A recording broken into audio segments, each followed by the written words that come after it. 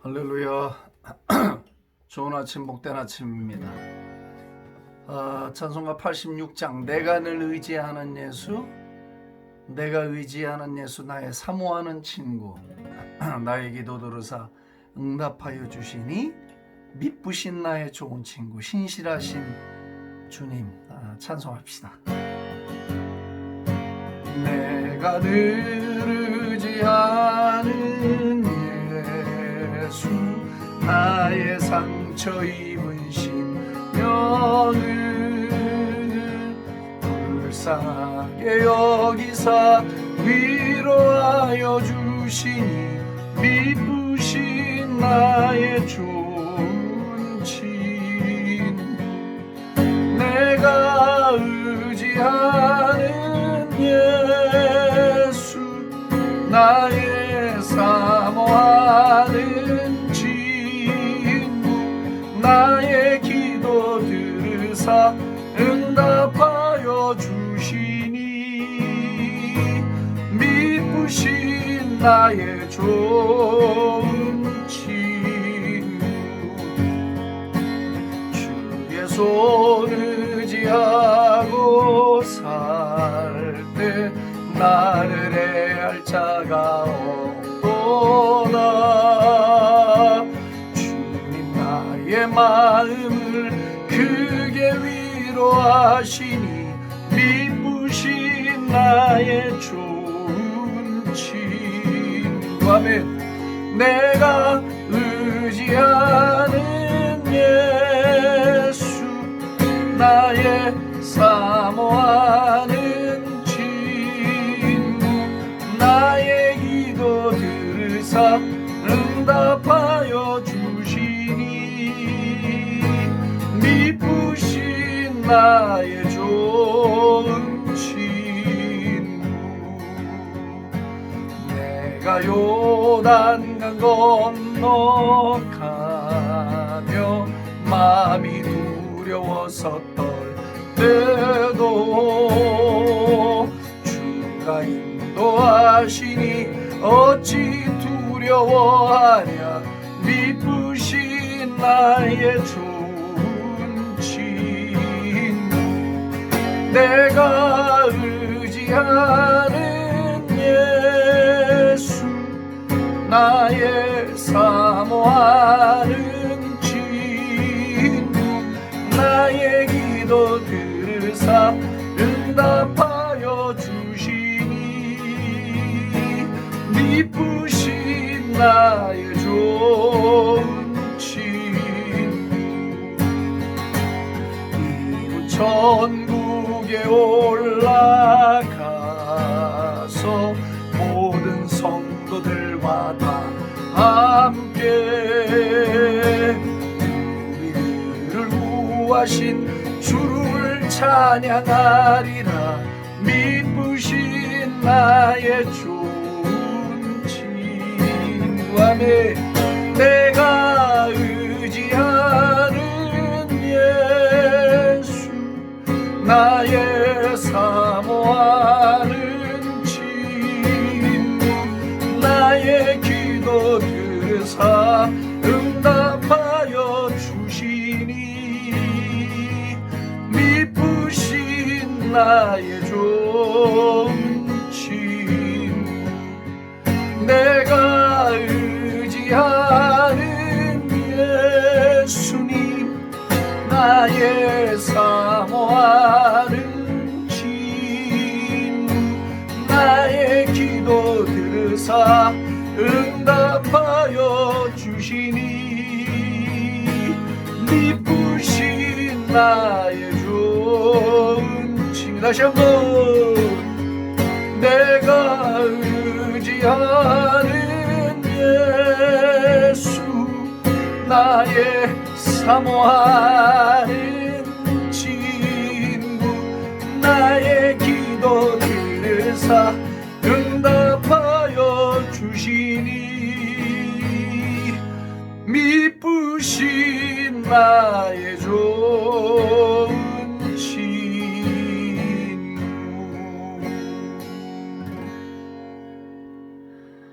우리의 기도를 들어주시고 인도하시는 신실하신 주님을 이 아침에도 찬양합니다. 우리가 사랑하는 유일한 분은 주님이십니다.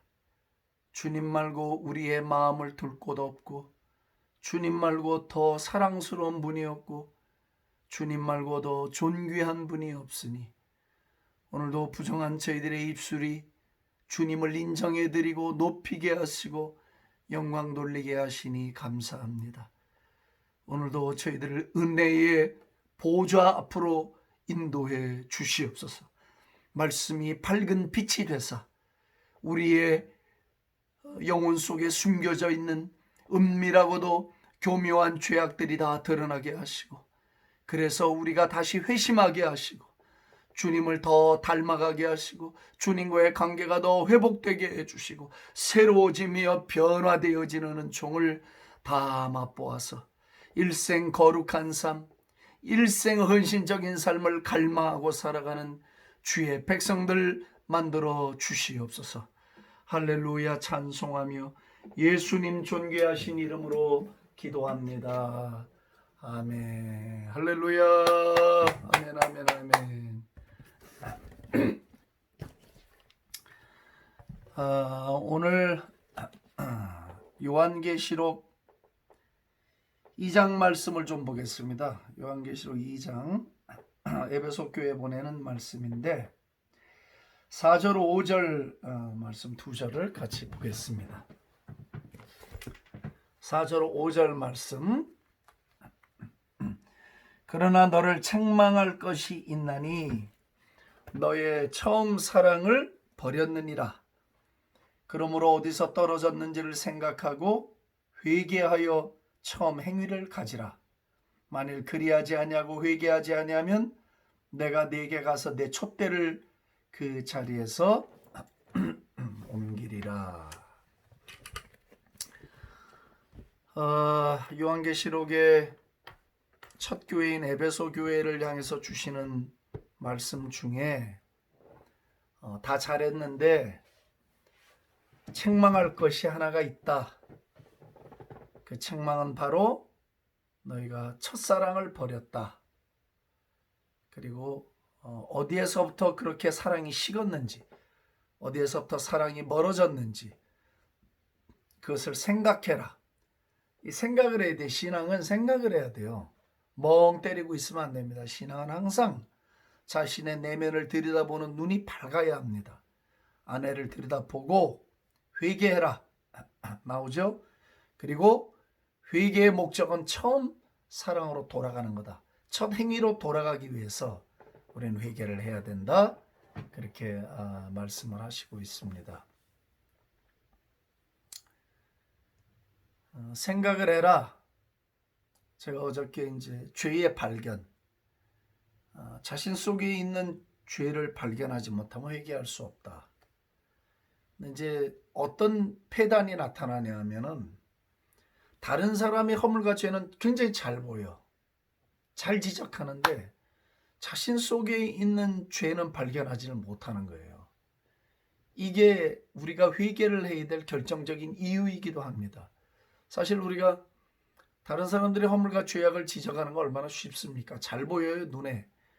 그리고 자기는 그렇게 살지도 행하지도 못하면서 계속해서 저는 이렇다, 이는 이렇다, 뭐가 어떻다, 뭐가 마음에 안 든다, 이런 식으로 우리가 단죄를 하거든요. 그러니까 생각을 해야 돼요. 자신의 영혼을 들여다보는 훈련을 아주 열심히 잘 해야 해요. 그래서 어디서부터 이 주님을 향한 우리의 순수한 사랑의 동기가 식어지고 이게 일처럼 의무감으로 어떤 종교적인 열심으로 직분을 맡았기 때문에 교회를 오래 다녔기 때문에 익숙하기 때문에 아무 생각 없이 그냥 기계적으로 움직이고 있는 것은 아닌지 자신을 들여다보라는 거예요. 성경에는 구세주라는 단어는 37번 나와요. 37번. 반면에 주님, Lord 7,800번이 나옵니다. 어마어마한 거죠. 주님이란 말이 7,800번 등장하는데 구세주라는 말은 37번밖에 안 돼요. 무슨 말일까요? 우리가 주님을 구세주로 모시고 구원받고 난 다음에는 7,800번 주님이에요. 주님이 압도적이에요. 무슨 말이냐면 주님이란 말은 주인이다 이거예요. Lord. 내 삶 전체 영역에 그분이 주권을 갖고 있다 이 말이에요. 우리가 주님 할 때 그 의미는 내 인생에 있어서 내 것은 한 가지도 없습니다라는 고백입니다. 그리고 내 삶의 어떤 영역에도 내가 주인인 것은 없습니다라는 고백이 우리가 주님을 말할 때 잘 고백해야 돼요. 실제로 우리의 삶의 영역을 내어드리지 않으면서 여전히 내가 주인 노릇을 하고 있으면서 주님 하는 것은 주님을 모독하는 거예요. 주님의 그 주대심 우리가 모욕하는 거지 정상적으로 말을 하는 건 아니에요. 어떤 자리에 있든지 어느 그 미국의 교인이 회장실에 가 보니까 회장실에 좋은 자리 그 책상 의자는 비워놓고 옆에 책상을 쓰고 있더래요. 그래서 너무 이상해갖고 물어봤답니다. 아니 전 저기 또 누가 있습니까? 그랬더니 예, 이 회사의 진짜 주인 자리라고 그랬더니 아니 회장님이 주인 아니세요? 그랬더니 저분이 주인이시라고. 저분이 누군데? 그랬더니 우리 주 예수님이라고. 그냥 듣기 좋은 말로 흘려들을 수 있는 예화지만 모든 사람이 흉내를 낼 수 있는 일은 아니에요. 그건 정말 그 회장의 마음속에 정말 간절하고 진실된 마음으로 상징적으로 표현을 거기다 하고 늘 출근해서 자기 방에 들어오면 이 회사의 진정한 주인은 주님이시라는 상징적이고도 행위적인 고백을 그가 주님에게 드렸고 일생 동안 그는 그래서 자기가 자기 뜻대로 좌지우지하려 하지 않냐고 예수님께서 원하시는 방법으로 회사를 이끌고 갈 수 있는 복을 받은 거죠. 우리가 기업을 하는 기업주 아니면 정부 관리로서 책임자로서 아니면 어떤 작은 사업을 하든지 아니면 뭐 어떤 직종에 근무를 하든지 간에 예수님은 우리의 주님이에요. 내가 서 있는 영역에서 거기에 주인은 내가 아니고 내가 주권자가 아니고 따로 있어요. 예수님이 주권자예요. 그래서 그분의 뜻이 이루어져야 되죠. 그렇죠? 내 직업을 통해서 그분 뜻이 이루어져야 돼. 내가 서 있는 자리, 포지션에서 주님 뜻이 이루어져야 돼요. 그게 우리가 주님을 고백하는 진정한 행위예요. 여러분들이 하고 있는 비즈니스가 여러분들 게 아니에요.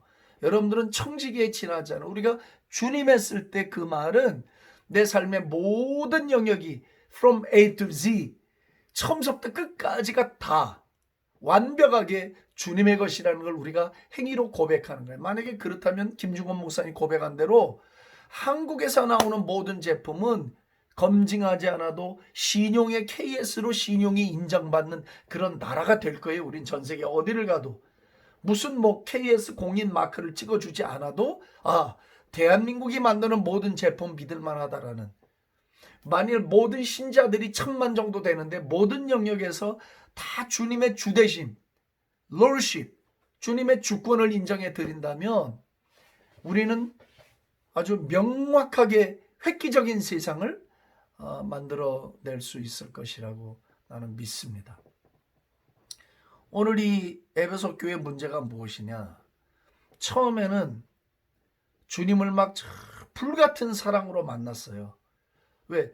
주님이 먼저 오셔서 주님의 자신의 모든 걸 다 주셨잖아. 목숨을 주셔. 하늘 보좌를 버리고 오셨어요. 나같이 흉악한 죄인이 구원받을 수 없는데 자신의 모든 생명을 지불하면서 내 모든 죄를 씻어주시고 매를 맞으시고 채찍 맞고 피를 흘리고 물을 쏟으면서 예수님은 십자가에서 나를 사랑해 주시고 그 아들을 보내신 아버지는 아들이 죽어서 속죄를 해야만 제물이 돼야만 우리를 구원할 근거가 되니까 그 아들의 고통을 눈을 감고 외면하신 거예요. 그 사랑이 우리에게 나타났고 우리가 그 예수님을 만날 때 그 뜨거운 감격, 그 사랑 그분이 우리를 먼저 찾아와서 그 사랑해 주셨던 그 은혜가 너무 컸기 때문에 우린 그때는 막 너무나 뜨거운 마음으로 눈물과 모든 걸 다 바쳐서 정말 주님을 따랐다고.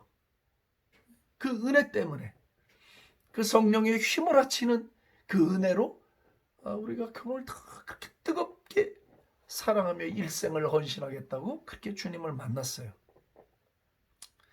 에베소 교회 교인들도 당시 상황이 녹록하지 않았잖아요.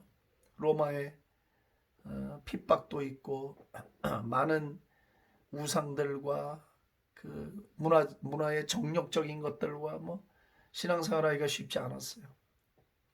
그럼에도 불구하고 에베소 교회는 주님을 풀같이 만났어요. 만날 때 정말 세상을 다 줘도 바꿀 수 없을 것 같은 그런 엄청난 은혜를 받고 주님을 사랑하게 됐어요. 근데 세월이 흐르면서 에베소 교인들의 마음속에는 교회로서의 조직, 교회로서의 어떤 교리적인 부분이라든지 의무적인 부분은 다 아주 어느 교회보다 뛰어나고 훌륭하게 다 감당을 했지만 정작 주님을 사랑하는 그 첫사랑, 그 첫째 은혜, 그 감격, 그것은 없어져 버린 거예요.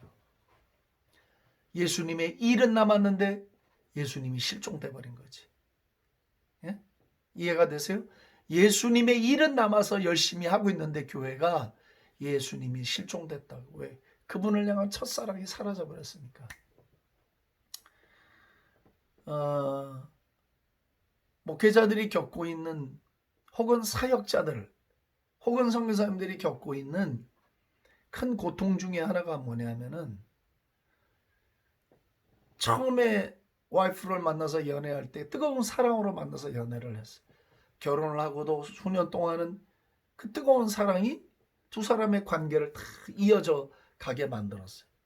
어느 날 사역이 바빠지고 사역을 이루어야 되겠다는 생각 때문에 사역에 몰두하고 거기다 시간을 쓰면서 점점 아내에게 사랑을 표현하고 결혼기념일을 챙겨주고 생일을 챙겨주고 하는 일들이 사랑이 동기가 됐다기보다는 의무적으로 하기 시작하는 거예요. 의무적으로. 그냥 행사처럼 대략 하면서 처음에 가졌던 그 풋풋하고 순수했던 사랑은 점점 의무화되기 시작하고, 심지어는 나중에 이게 귀찮아지는 거예요. 예.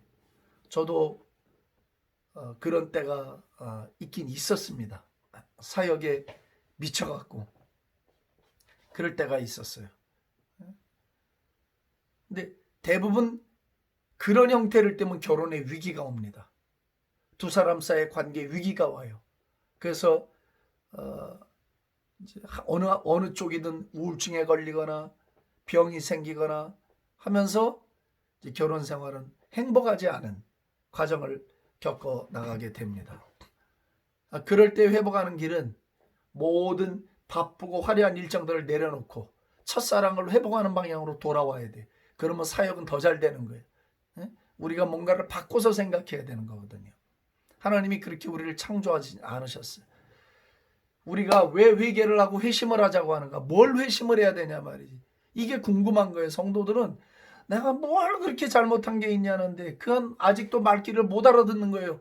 그런 질문을 자꾸 하면 말귀를 아직도 못 알아듣고 있는 거예요. 아직도 신앙의 초보에서 벗어나질 못하고 있는 거예요.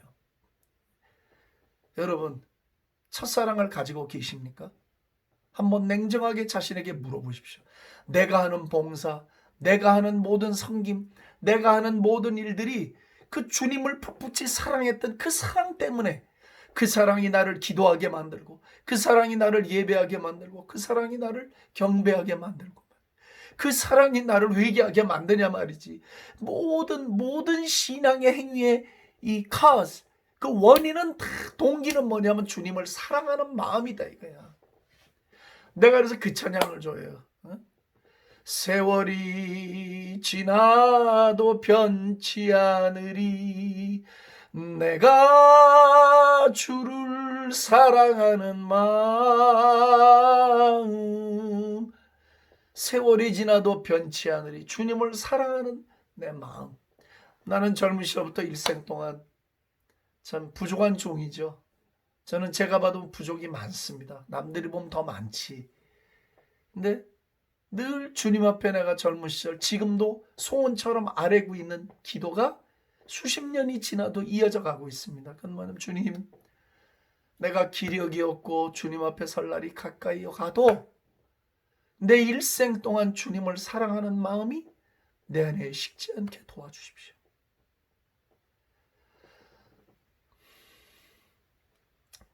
주님을 향한 내 마음.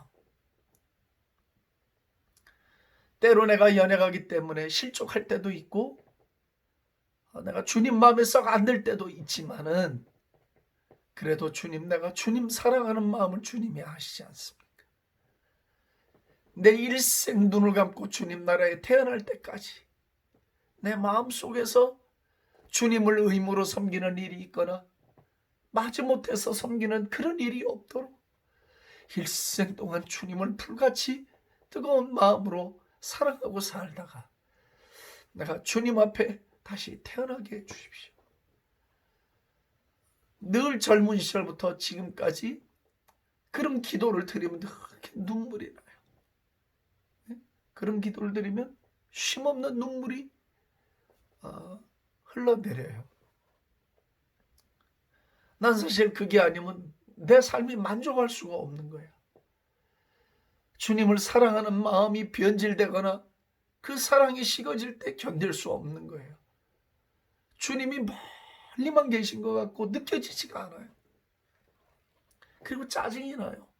예배를 드려도 드린 것 같지도 않고 기도를 드려도 기도에 기름기도 없고 윤택함이 없고 아무것도 없어. 주님을 사랑하는 마음이 동기가 되어 있지 않은데 기도는 얼마나 무슨 은혜가 있을 것이며 찬양을 드리면 찬양에 무슨 은혜가 있겠습니까, 여러분? 남는 게 없어요. 그래서 나는 우리가 왜 회개를 해야 되냐 묻는다면 첫사랑을 회복하기 위해서 우리 회개해야 된다. 처음 행위로 돌아가라 그러잖아요. 지금 예수님께서 에베소 교회를 처음 행위를 가져라. 그 처음 행위가 무엇이냐 이거예요. 첫사랑이야. First love. 첫사랑. 주님을 사랑하면 은사도 오더라고. 주님을 사랑하면 능력도 오더라고.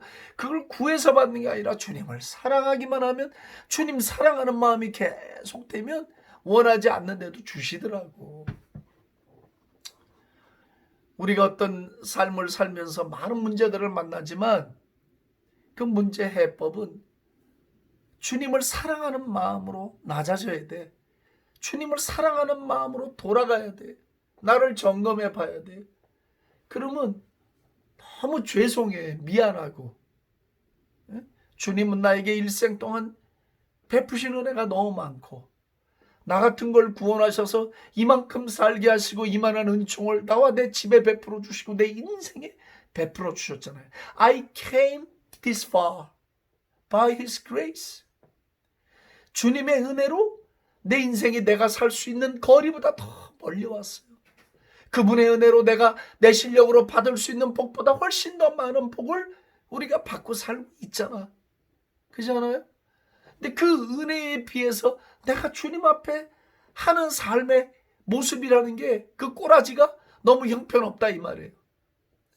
그냥 좀 강한 말로 꼬라지가 나를 포함해서 이게 별로 무게가 나가지 않는다 말이에요. 점수가 나가지 않는다. 물론 행위로 구원을 얻는 건 아니에요. 행위로 구원을 얻진 않지만 누군가를 사랑하면 그 사랑에 대한 것이 표현되잖아요. 주님은 나에게 목숨까지 주었는데 그럼 그 사랑에 대한 나의 행위는 무엇이냐 이거지. 내 삶의 반응은 뭐냐 그거지. 여러분 내가 예언합니다. 주님을 일생 동안 사랑하는 사람은 죽을 때 두 발 쭉 뻗고 죽습니다. 그리고 본향으로 빨리 가고 싶습니다. 왜 그토록 사랑하던 주님을 뵙고 싶은 순간이 왔잖아. 배울 시간이 왔잖아. 할렐루야. 아쉬움이 없는 거지. 할렐루야. 사랑하는 주님, it is time. 때가 왔습니다. 이제 내가 이 땅에 믿음의 경주를 다 마쳤습니다. 주님 받아주십시오. 주님과 영원히 함께할 시간이 왔습니다. 우리가 다 그렇게 가는 거예요. 자, 처음 사랑.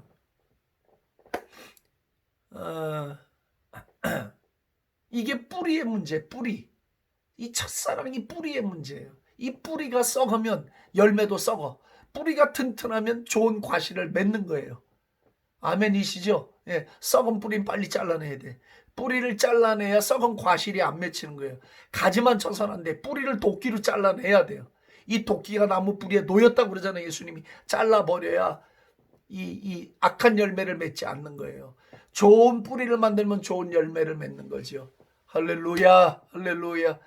사랑하시는 주님 감사하고 고맙고 사랑하고 경배합니다.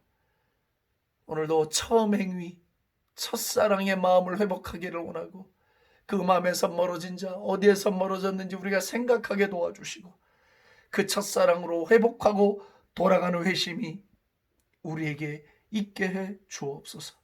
그 사랑이 오늘도 우리를 움직여 나가도록 성령님 도와주시기를 간절히 소원하고 예수님 존귀하신 이름으로 축복하며 기도합니다. 아멘. 할렐루야.